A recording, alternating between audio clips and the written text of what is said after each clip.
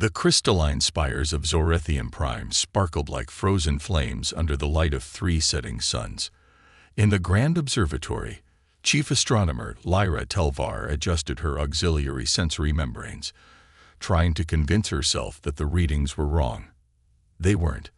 The Kryvax war fleet had just emerged from hyperspace at the edge of their system, their massive ships blotting out entire star fields. The Zorethians had always been peaceful explorers, their civilization built on the foundations of art, science, and the pursuit of knowledge. Their bioorganic technology had transformed hostile worlds into gardens, their medical advances had cured diseases across a dozen species, and their astronomical charts had guided countless civilizations to the stars. But none of that would matter to the Kryvax Dominion. Lyra's primary heart constricted as she transmitted the data to the High Council. The Kryvax weren't interested in diplomacy or trade. They were conquerors who saw advanced technology as a threat to their dominance. Any civilization that refused to submit to their rule was systematically destroyed, their achievements erased from history. How many ships? First Speaker Zenra's holographic form materialized beside her, his usually luminescent scales dulled with concern. 217 capital ships, Lyra reported, her voice steady despite her fear. Conservative estimates suggest enough firepower to reduce our entire system to asteroid fields. Zenra closed all 4 of his eyes, a gesture of deep contemplation among their people. We knew this day might come. The Kryvax cannot tolerate any civilization that might one day challenge their technological supremacy. We could surrender, Lyra suggested, though the words felt like acid in her throat. Accept their dominance, preserve our people, and watch them destroy everything we've built. Use our technology to subjugate others. Zenra's scales flickered with determination. No, we are not warriors, but neither are we cowards. Prepare the quantum beacon. The quantum beacon was their greatest achievement and most carefully guarded secret. Originally designed to transmit astronomical data across vast distances, it could pierce through any known form of communication jamming. One transmission, one chance to reach someone who might help. As Lyra worked to calibrate the device, she watched the Kryvax fleet advance with mechanical precision. Their black ships moved like a swarm of hungry insects, methodically destroying the automated research stations that orbited the outer planets. Each explosion sent cascades of data across her instruments, final bursts of information from decades of scientific work. The beacon is ready, she announced, her auxiliary membranes quivering with emotion. But first Speaker, who would risk opposing the Kryvax? Every spacefaring race in our sector knows the price of defiance. Zenra's hologram moved closer to the observatory's main viewport, watching as another research station disappeared in a flash of light. There are rumors, he said softly, of a species from the rim of known space. They call themselves humans. The Kryvax avoid their territory, though no one knows why. Humans. Lyra had heard whispers of them in transmitted data fragments. A young species, barely a century into faster-than-light travel, yet already gaining a reputation for doing the unexpected. But they're so far away, and we know so little about them. Sometimes, Zenra's scales shifted to the deep blue of resolve. The unknown is our greatest hope. Send the message, Lyra. Send everything. Our scientific knowledge, our cultural database, our technological achievements. Let them see who we are, what we've accomplished, what will be lost if we fall. Lyra's membranes resonated in agreement as she prepared the transmission. Into the quantum beacon, she poured terabytes of data, atmospheric transformation protocols, genetic engineering breakthroughs, star charts of unexplored regions. But more than that, she included images of Zorethian cities, recordings of their songs, the collected stories of their people. Not just what they could do, but who they were. The message was simple. To any who can hear us, we are the Zorethians. Our civilization faces extinction at the hands of the Kryvax Dominion. We offer our knowledge, our friendship, and our eternal gratitude to any who would stand with us. Please, Help us preserve what we have built." As the quantum beam pierced the darkness between stars, Lyra watched the Kryvax fleet draw closer. They would arrive at Zorathian Prime in less than 3 planetary rotations. She didn't know if anyone would answer their call, if anyone could reach them in time. But as she studied the star charts one last time, her gaze was drawn to a small notation at the edge of known space. Human territory. Status. Unknown.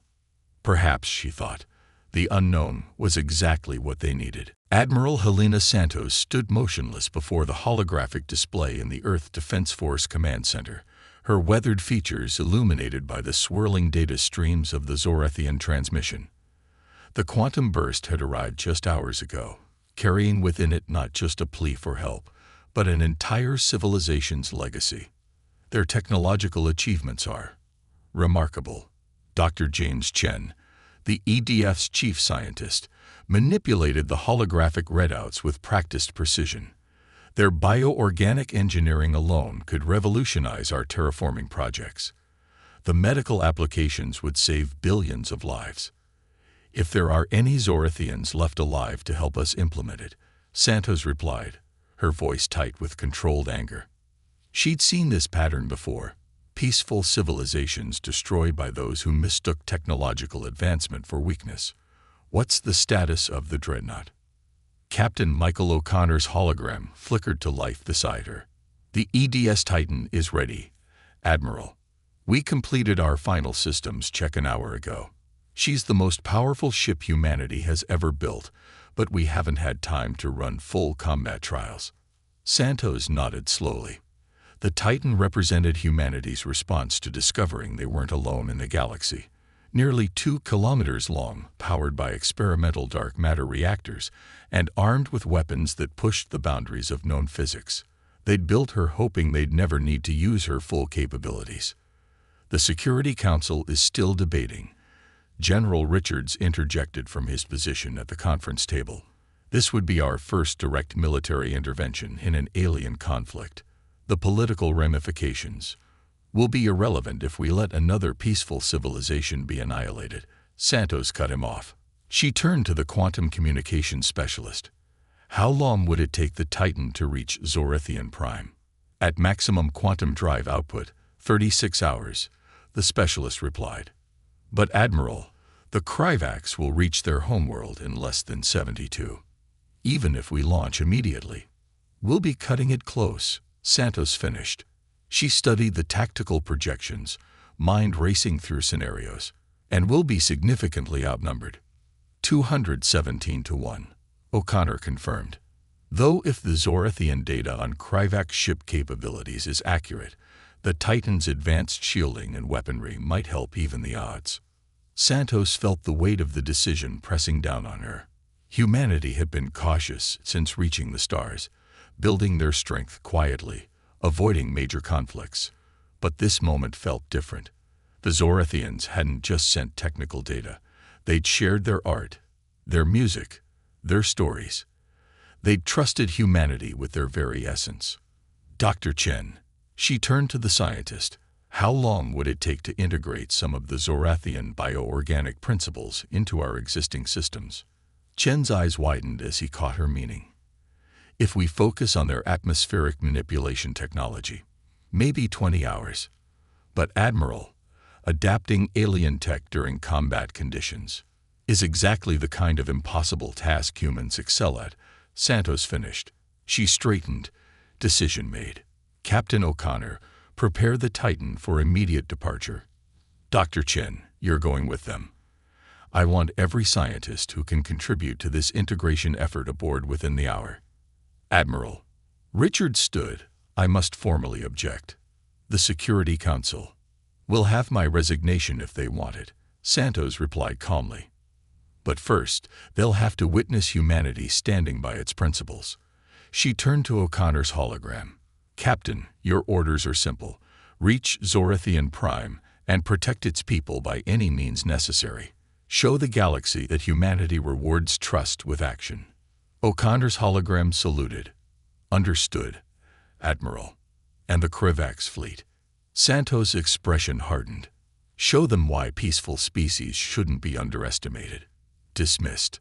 As the command center erupted into activity, Santos turned back to the holographic display showing the Zorethian transmission.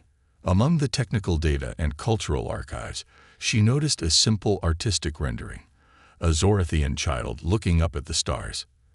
Below it was a single line of text, translated by their computers. May knowledge light our way through darkness. It will, Santos whispered. And so will we. Aboard the EDS Titan, Captain O'Connor stood on his bridge, watching as the last of the scientific teams rushed aboard. The massive ship hummed with power, her quantum drive cores spinning up to full capacity. Her weapons, a combination of traditional kinetic accelerators and experimental phase cannons, stood ready. But it was the ship's newest features, her adaptive systems, and modular engineering, that might make the difference. All departments report ready, Commander Sarah Chen, his XO and Dr. Chen's daughter, announced. Science teams are setting up in the auxiliary labs. Engineering reports quantum drive at 100% capacity. O'Connor nodded, settling into his command chair. Helm, plot course for Zorethian Prime. Push the drive to its limits. Tactical, begin analyzing the Zorethian data on Kryvak's ship configurations. I want weakness assessments within 12 hours. As the massive dreadnought broke orbit, her dark matter reactors pulsing with barely contained power, O'Connor thought about the magnitude of what they were attempting. One ship against an armada, racing against time to save a civilization they'd never met. But that, he reflected as the Titan leaked into quantum space, was perhaps humanity's greatest strength. The willingness to attempt the impossible, not because it was easy, but because it was right. The EDS Titan burst from quantum space at the edge of the Zorethian system, her sensors immediately tracking the destruction left in the Kryvak's fleet's wake. Debris fields of shattered research stations and defense platforms traced a path of methodical devastation toward the gleaming homeworld. Status report, Captain O'Connor commanded, his voice steady despite the scene before them. Kryvak's fleet detected, Commander Chen reported, her hands dancing across the tactical display. They've established siege positions around Zorethian Prime. Their ground forces have already begun landing operations in the southern hemisphere. Dr. Chen emerged from his temporary lab station, his eyes bright with exhaustion and excitement. Captain, we've successfully integrated the Zorethian atmospheric manipulation principles into our shield matrix.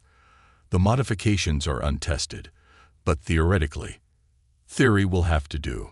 O'Connor interrupted, watching as more Kryvak ships descended toward the planet. Time to landing zones. 18 minutes until they reach the capital city, Chen answered. The Zorethians' remaining defensive systems won't hold them back for long. O'Connor studied the tactical display, mind racing through options. The Kryvak's fleet was arranged in a standard siege formation, heavy cruisers maintaining orbital superiority, while lighter vessels supported ground operations. They clearly weren't expecting significant resistance. Open a channel to the Zorethian High Council, he ordered, and prepare all weapon systems. Commander Chen, begin atmospheric calculations based on Dr. Chen's modifications. The holographic form of first speaker Zenray appeared, his scales flickering with a mix of hope and disbelief. You actually came. When we sent our message, we dared not hope. First speaker, O'Connor interrupted gently. I'm Captain Michael O'Connor of the Earth Defense Ship Titan. We received your transmission, and we're here to help. But I need information fast. What's the status of your atmospheric control systems? Still operational, Zenra replied quickly, understanding the urgency. But the Kryvaks have begun targeting our control nodes. We don't understand why. They're not military installations. No, O'Connor smiled grimly, but they're about to become them. Transmit control access to Dr. Chen's team. Commander, initiate Operation Thunderclap. The next few minutes were a symphony of coordinated action. As the Titan moved into position, her modified shields humming with newfound power, the Kryvaks finally seemed to notice the single human vessel approaching their fleet. "They're hailing us," communications reported. "Ignore it," O'Connor ordered. "They're not interested in talking." Dr. Chen, status. Integration complete. Zorathian atmospheric systems are responding to our commands. But Captain, what we're attempting could destabilize the entire. Sometimes you have to break the rules of engagement to write new ones. O'Connor cut in. "Execute on my mark."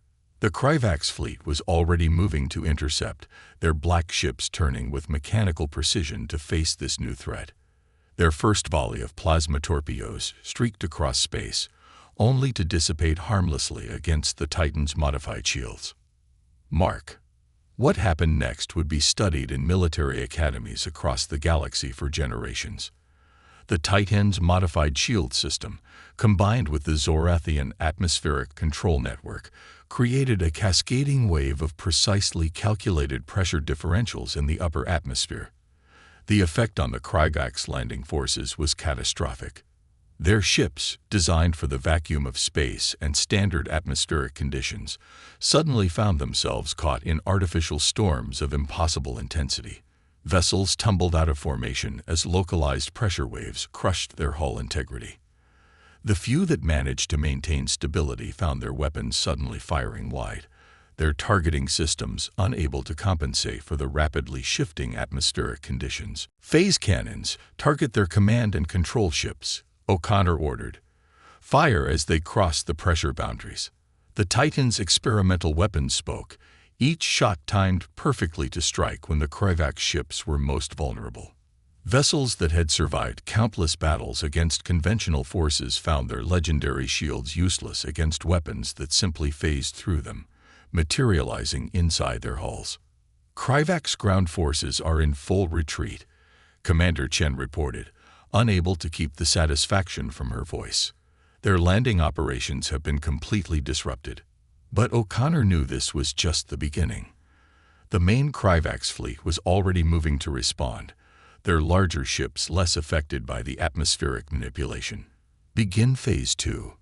Dr. Chen, redirect atmospheric control to these coordinates." As the battle unfolded, the Zorathians watched in amazement as a single human ship challenged the might of the Kryvax Dominion. They saw their own peaceful technology, designed to nurture and sustain life, transformed into a weapon that turned nature itself against their enemies. It was a display not just of military might, but of human ingenuity. The ability to see possibilities where others saw only limitations. Multiple Kryvax capital ships on intercept course, Tactical warned. Their energy readings suggest they're charging their main weapons. O'Connor straightened in his command chair. The real test was about to begin. "All hands, brace for combat maneuvers. Let's show them why humanity named our first dreadnought after the old gods." The Titan turned to face the oncoming Kryvax fleet, her dark matter reactors pulsing with power, her weapons primed. Above Zorathian Prime, the battle that would reshape galactic politics was about to enter its most crucial phase, and humanity's reputation would be forever defined by what happened next. The bridge of the Titan was eerily quiet in the aftermath of the first engagement. Holographic displays showed the retreating signatures of the Kryvax landing forces, while debris from their destroyed ships drifted through the artificially generated atmospheric storms, still swirling in Zorathian Prime's upper atmosphere. "Damage report," Captain O'Connor ordered, his voice hoarse from hours of issuing combat commands. "Hull integrity at 78%. Commander Chen responded, studying the scrolling diagnostic data. "Phase cannon arrays 2 and 4 are offline. Dr. Chen's modifications to the shield matrix are holding, but power consumption is higher than expected." O'Connor nodded, his eyes fixed on the tactical display where the main Kryvax fleet was regrouping. They had bloodied the enemy's nose, but the real fight was yet to come. What about the Zorathian surface? The Kryvax managed to destroy 3 atmospheric control nodes before we interrupted their landing operations, Dr. Chen reported from his station. But the Zorathians are already implementing repairs using some fascinating techniques. "Captain, their bioorganic technology is even more advanced than we initially thought." The holographic form of first speaker Zenra materialized on the bridge, his scales now shimmering with a mixture of colors that the ship's AI translated as indicating both gratitude and concern. "Captain O'Connor, what you've accomplished is beyond our wildest hopes. But the Kryvax, they're not known for retreating. They will return, and in greater numbers." "I know," O'Connor replied, rising from his command chair to face the Zorethian leader. "And we'll be ready for them. But first, I need to know everything about your bioorganic engineering capabilities. Not just the theoretical data you sent. I need to know what you can actually build, and how fast you can build it." Zenra's auxiliary membranes quivered with interest. "Our construction facilities are at your disposal, but what do you have in mind?" Instead of answering directly, O'Connor turned to Dr. Chen. "Doctor, tell me about your daughter's crazy idea." Commander Sarah Chen looked up sharply from her tactical station, while her father's eyes lit up with understanding. "The biomechanical integration protocol. But sir, it's completely experimental. We've never attempted to merge human and Zorethian technology on that scale." "The Kryvax have never seen anything like our phase cannons," O'Connor said, pacing the bridge. "But they're adapting. Those last few shots, their shields were already starting to generate multiphasic harmonics. We need something they can't adapt to because it's constantly adapting itself." Understanding dawned in Zenra's expression. "You want to use our bioorganic engineering to modify your weapon systems, create something that evolves during combat." "Not just the weapons," O'Connor replied. "Everything. Hull plating, shield generators, targeting systems, the whole ship." Dr. Chen's initial modifications proved we can integrate our technologies. Now we need to take it to the next level. The next 12 hours were a blur of activity. As the Kryvax fleet gathered reinforcements, the Titan underwent a transformation. Zorethian engineers worked alongside human technicians, merging their biological constructs with the ship's mechanical systems. The result was something entirely new, a hybrid of human and Zorethian innovation. Commander Chen stood with her father in one of the auxiliary labs, watching through a microscope as the bioorganic materials bonded with a section of phase cannon housing. "The adaptation rate is incredible," she murmured. "The molecular structure is actually learning from each energy discharge." "It's more than that," Dr. Chen replied, his voice filled with wonder. "The Zorethian biomaterials aren't just adapting. They're anticipating. Each modification is a preparation for the next possible threat. It's like the ship is developing instincts." On the surface of Zorethian Prime, similar transformations were taking place. The remaining atmospheric control nodes were being reinforced with hybrid technology, while new defensive systems grew from the crystalline spires of the cities. The Zorethians, inspired by humanity's willingness to fight, were finally learning to turn their peaceful technologies toward defense. Captain O'Connor stood in the Titan's observation deck, watching the work proceed. Commander Chen joined him, offering a tablet with the latest status reports. "The Kryvax fleet has grown to over 300 ships," she reported quietly. "Long-range sensors detect more arriving through their FTL corridors. They're calling in everything they have." "Good," O'Connor replied, surprising her. "Let them come in force. Let them bring every ship, every weapon, every tactic they have. Because when we beat them, not if, when, the galaxy will know that peaceful doesn't mean powerless. That wisdom and innovation can triumph over brute force." "You really believe we can win?" Chen asked, watching as another section of the Titan's hull rippled with bioorganic modifications. "Look at what we've accomplished in just a few hours." O'Connor gestured to the changing ship around them. Humans and Zorethians, two species that had never met before today, working together to create something entirely new. That's what the Kryvax fear most. Not our weapons or our ships, but our ability to adapt, to cooperate, to evolve. An alert sounded throughout the ship. The Kryvax fleet was moving, their black ships forming up into attack formations that blotted out the stars. But this time, they faced something unprecedented, a human dreadnought enhanced by Zorethian biotechnology, crewed by two species united in purpose. All hands, O'Connor's voice rang through the ship's communications. Battle stations. Let's show the galaxy what humanity and its allies can do. The void around Zorethian Prime erupted with energy as the Kryvax fleet launched their massive assault.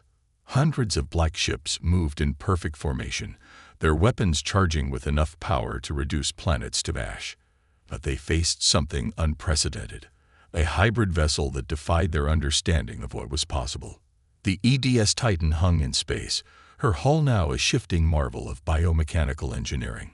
Zorethian crystalline structures had merged with human alloys, creating armor that didn't just absorb damage, it learned from it. Phase cannons housed in living tissue pulsed with energy that adapted its frequency with each shot. Multiple Kryvax battle groups on attack vectors. Commander Chen reported, her hands steady on the tactical controls. They're trying to surround us. Captain O'Connor nodded, watching the enemy fleet's movements. The Titan's bridge itself had been transformed, bioorganic displays, merging with holographic readouts to provide unprecedented situational awareness. They still think in terms of conventional warfare.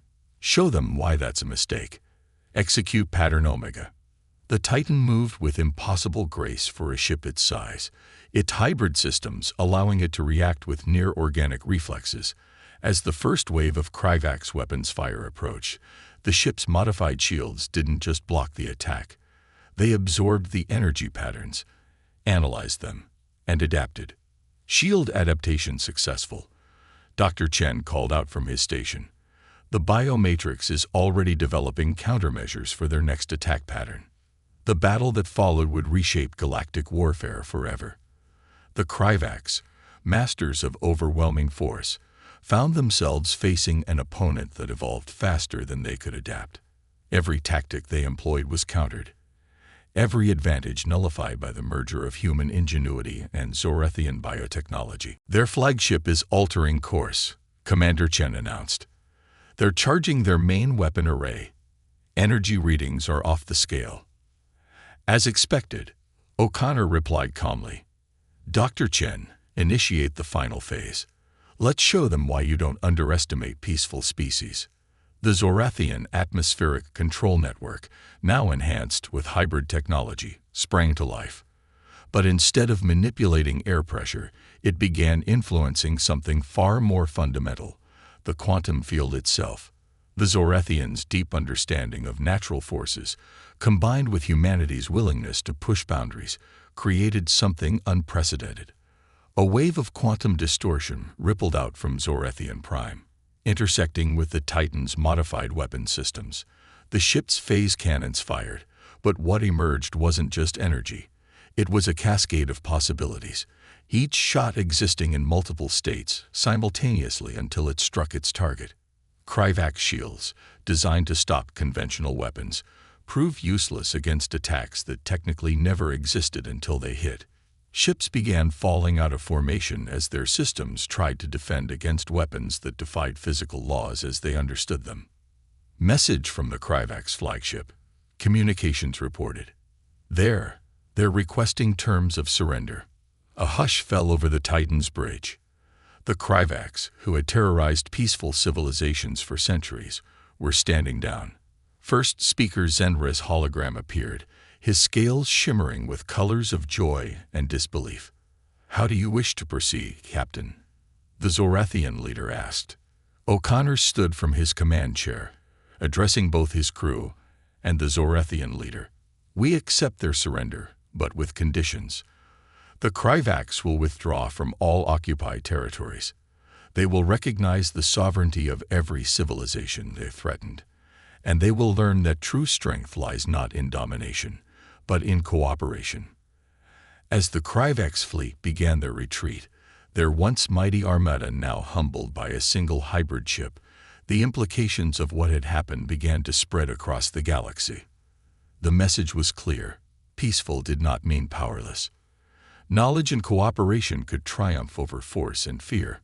In the years that followed, the alliance between humanity and the Zorethians transformed the galactic landscape.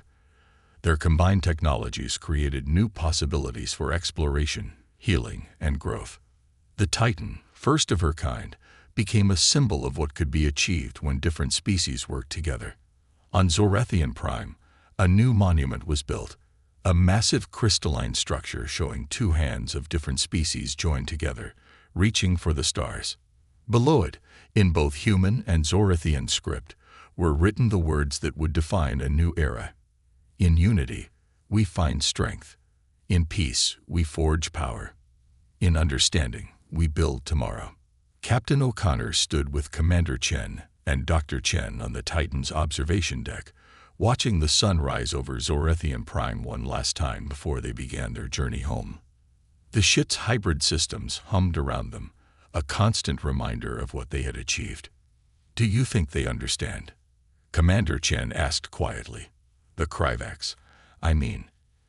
Do you think they really understand what happened here?" "They will," O'Connor replied, watching as Zorethian ships moved peacefully through their space, no longer living in fear. "They'll learn what we proved today, that the greatest power in the universe isn't the ability to destroy. It's the courage to protect, the wisdom to learn, and the strength to reach out to those who are different from us." As the Titan prepared for its return journey to Earth, its crew knew they had done more than win a battle. They had shown the galaxy that humanity's greatest strength wasn't in its weapons or technology, but in its ability to adapt, to cooperate, and to see possibility where others saw only conflict. The legacy of that day would echo through generations, a reminder that sometimes the most powerful force in the universe is the willingness to stand up for what's right, no matter the odds. And in the depths of space, countless species looked to the stars with new hope, knowing that somewhere out there, humanity and its allies stood ready to defend the light of civilization against the darkness of tyranny.